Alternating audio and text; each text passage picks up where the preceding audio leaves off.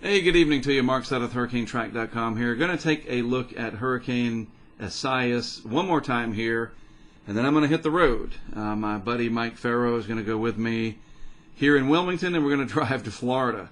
Really didn't want to have to do this. I thought I was going to be coming up to the Carolinas, but work calls. I'll talk about what we're going to be doing and how you can watch and so forth and so on in just a moment. I want to just do a quick update regarding what else is happening in the tropics real quick. TD number 10, in my opinion, this was a tropical depression yesterday, but whatever. It's upgraded today. Might become a tropical storm before all is said and done. So this makes it just about, I think it does make it 3 tropical cyclones that developed in the main development region in the month of July. And I was saying this a couple weeks ago, whatever it was, that if that happened, I suspected that we would have a very, very busy season ahead. If you add to that the fact that we had Hannah over here, whoops, too far south, Hannah over here, it eventually ended up down there. Yeah, I mean, come on. The writing's on the wall. This was expected. And August begins the real push, the ramp up. You know the drill. We just got to deal with it, all right? We're going to use our experience to our advantage and try to keep our calm about things and help each other. That's what we got to do. TD10, not going to worry about it, but what's really interesting about this is they have where's the map? I can't even find the map. Well, here's this map. What is up with they don't have their map. That's just great. That's fine. I thought it was interesting, but whatever. What's, to me, really interesting with it, if I go back, I mean, what the heck? I click on it, and there should be a map, but there's not. So whatever.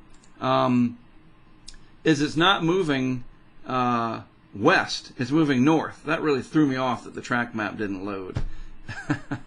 It's moving north, and normally these things go across the Atlantic at a pretty brisk pace, especially in July. This is moving north.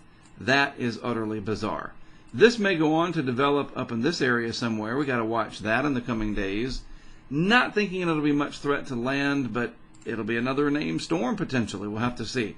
But of course, Isaias here, this is the one to really watch for obvious reasons, moving through the Bahamas. So let's take a look at the latest satellite loop here from the weathernerds.org site. Definitely much better organized. A couple things that I've noticed. It's getting that curled up shrimp look to it that we look for. And those feeder bands coming in. The outflow is well established over here on the north side. Kind of dryish on the west side over here. So we'll see if it gets a well-established small core. It can fight off that shear. I don't know. I think it's starting to leave this umbrella of safety over here. And as it gets more to the west, I don't know. It's just going to be an interesting night, at least for the next 10 hours or so. I'll be driving with Mike, and we'll be able to watch it. But it's definitely getting better organized on satellite. There's a few lightning flashes in there. That's what those yellow speckles are. And it's going through the Bahamas tonight.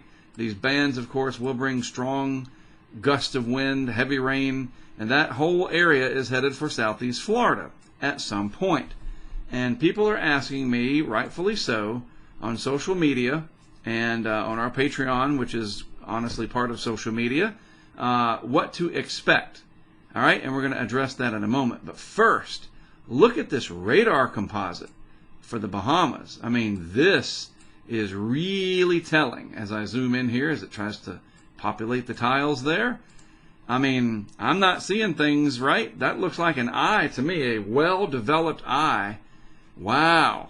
So the intensification could really start to go over the next several hours. We got to watch that closely, see what Recon is saying throughout the evening, see how much the pressure drops, and so forth and so on.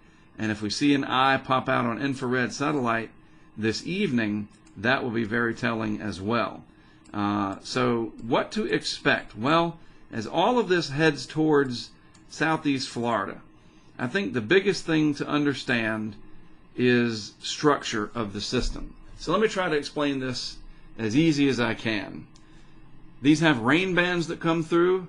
Obviously, those rain bands will drop periods of heavy rain. Within those rain bands, you usually get a quick uptick in wind speed. The rain drags down the wind to the surface, and it helps to disperse that energy, and you get gusty winds. The more organized And the more bands this has, the more pronounced the effects will be. So when you want to know if I'm in Boca Raton, I'm in West Palm Beach, I'm in Port St. Lucie, Daytona, whatever the case may be, Miami, all right, Anita, one of our crowdfunding supporters, asked this very question. I want to know, what are the winds going to be for me? How do I know that? Well, the short answer is there's no way to predict down to your neighborhood what the wind speeds will be. But the key here is the organization of the hurricane. The more developed the center is, the core, if this were to move over your area, right now as it is, that would bring some pretty pronounced effects. If it's more broadly diffuse, if it's diffuse and broadly organized, those effects are different. And so it really matters what the structure of it is. So a well-developed core like Hurricane Michael brought like a precision nuclear strike to parts of Mexico Beach and the panhandle of Florida and even areas inland all the way up to I-10. Irma, on the other hand, as it came across the lower Keys here and then made landfall up into Collier County, had one curved band where the maximum winds were. Some of them were approaching 140 mile per hour in gusts. It didn't have that complete eye wall. Irma over Barbuda, over St. Bartolome and parts of the Virgin Islands did have that complete eye wall. So it's all depending upon the structure. And there's no way that we can forecast that out even 2 days in advance.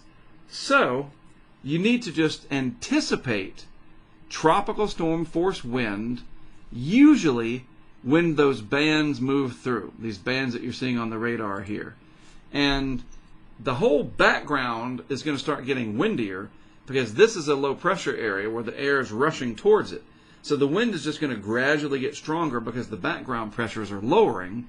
But then as those bands rotate through, that's when you're going to get your biggest impacts. And then if you're near the center there, the core of it, especially if it stays intact towards Florida, that's where the most pronounced effects are going to be, right near that core. So it really, really does matter about the structure. Trust me on this. The whole large system can bring a blanket of tropical storm winds with some hurricane force gusts here and there, but it's very random and hard to predict, except in those bands. Those, when they come through, you're going to know it. That's where you'll get an increase in surf, a quick dose of a ½ inch to an inch of rain, maybe the possibility of tornadoes in some of those bands as they rotate on shore. We'll have to just see about that. So here's a good piece of advice, and I have no connection with this company at all. There's no kickback, there's no affiliate, nothing. I love it. It's called Radar Scope. If you get Radar Scope or any app, there are free apps out there for radar. I want to make that very clear. Watch it, especially one where you have your location. You press a button on there, tap it, and it geolocates where you are, and watch for those bands. And if you see a band coming for your location, the wind is going to pick up, the heavy rain, etc. That's a good way to understand this.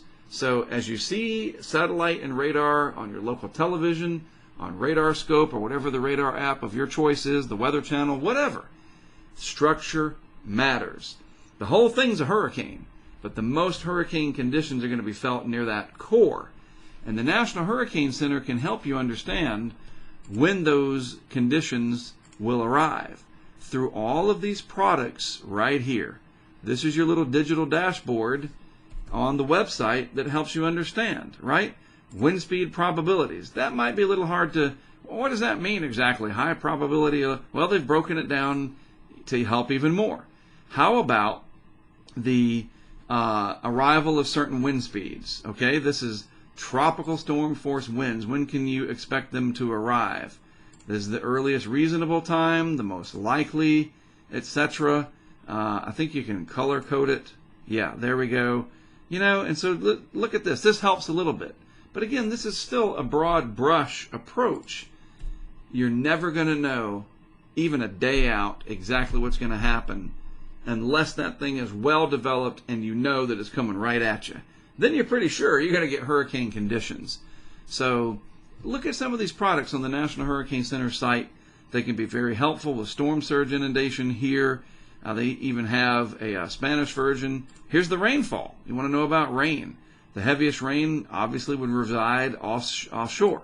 Some of those heavier rains right along the coast. So very helpful products there. All right. I am going to be heading out from Wilmington here with my friend Mike. Like I said, we're going to go down, get on 995, head south, and try to end up somewhere in this area. And along the way, we will sprinkle some cameras. I don't know exactly where. We'll figure it out. We're just going to have to marathon it, go for it. Probably put 4 of them up to catch what happens down there, 3 or 4, and we'll be streaming from the vehicle. So how do you watch the streams? All right. The live vehicle cam will be available via YouTube to everybody. When we go live, it'll be publicly available. That will start happening tomorrow morning sometime, a little bit after sunrise. No reason to stream today while we're driving. It's a complete waste of bandwidth, honestly. We'll turn it on when we get to Florida, put it that way. The unmanned cameras is a project that is supported, because it's very expensive, by our crowdfunding group on Patreon. Anybody at the $10 level and higher has access to those cams. I felt like that's a reasonable amount, and we actually dropped it from $25 last year. There is a $25 option, which you get all sorts of other things. It's all tier-based, but it's just $10. I mean, we're not going to the movies. What else are you going to do? This is live. So that's how you access the cams, through our Patreon. And also, this weekend, for our $10 tier patrons and up, and all of our HurricaneTrack Insider members, our crowdfunding cooperative, we're going to roll out a beta test of a replacement to our app, Hurricane Impact. It became too expensive to maintain. It wasn't working on these devices, was on those, maybe this. It was a headache, and it cost me over $10,000 to develop it, and I lost money on it. And that's not going to work. If you want me to be able to do this, I've got to not only fund the project, but I got to be able to pay my bills. All right, so we're packaging this in, no additional cost. I'll post a link on Patreon of exactly how you access. It's kind of like a web app. You'll see. You're going to want to create a little link to it on your device. You're going to log in, and you're good to go. And it'll be included at no additional cost in the $10 tier and up for all of our patrons and all of our subscribers on HurricaneTrack Insider. And it's like a mobile version of what we do. So that's how you see the cams. But you know what? That's how we fund our work. That's how the wheel keeps going. And it allows me to make this stuff available the best I can to everybody. That's why the YouTube stream is always going to be free and available to everyone. I'll be able to post on Twitter anything I like.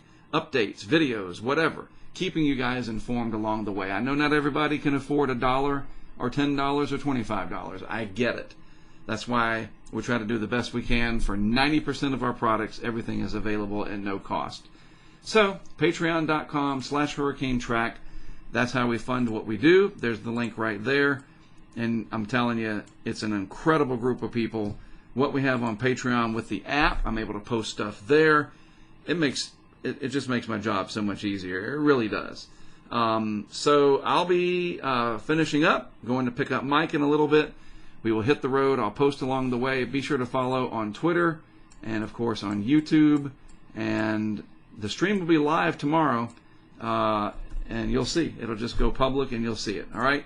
Oh, and one more thing before I go. I forgot. I'll just have to show you later, like what it looks like. I don't want to give away too much. When we do go live tomorrow, it's going to be completely different. I should have mentioned that. I blew it. I'll tease it now. You think you know the stream. That's all I'm going to say. It is a completely new live streaming event from the vehicle. Trust me. You'll see tomorrow. All right? I should have teased it. I blew it. That's all right. We're going to try something that one of our crowdfunding partners gave us, and it's absolutely going to blow your mind. I assure you. So when we go live tomorrow, you shall see. All righty? All right. You guys have a great evening. If you have questions, hit me up on social media. All of our patrons, I respond to every one of them as soon as I can. I love interacting with you guys. It's great. Headed to Florida. I'll report more while on the road. I am Mark Sudduth, HurricaneTrack.com. Have a good rest of your evening, a safe weekend, and I'll see you next from Florida.